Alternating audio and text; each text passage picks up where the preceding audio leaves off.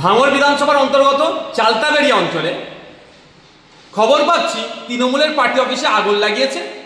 তৃণমূলের নেতা শওকত মোল্লা সাহেব আমাদের আইএসএফের নামে অর্থাৎ আমাদের নামে দোষ দিচ্ছে।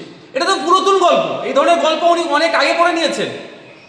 এটা সুপরিকল্পিত আইএসএফের ছেলেদের নামে মিথ্যা মামলা দেওয়ার জন্য।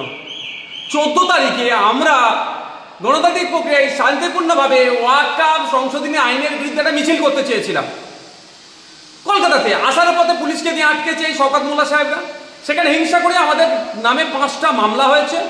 5টা মামলাতে বিভিন্ন নেতৃত্বদের নামে মামলা দিয়েছে। এখন দেখছে আরো বাকি কার নামে দেওয়া যেতে পারে।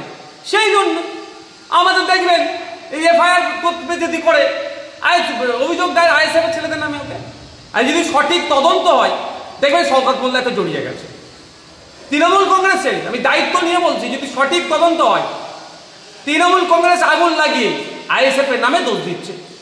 এখন আমাদের ছেলেদেরকে প্রশাসনের পক্ষ থেকে যে সুমোটো করে যে মামলা দিয়েছে একাধিক ছেলের নামে একাধিক নেতৃত্বদের নামে, তা তো আটকে রাখতে পারছে না।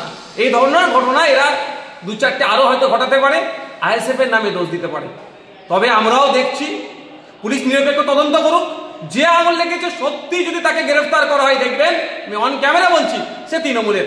এবার তাকে কে আগুন লাগাতে বলেছে তৃণমূলের বড় নেতারও নাম চলে আসবে যদি সঠিক তদন্ত হয়।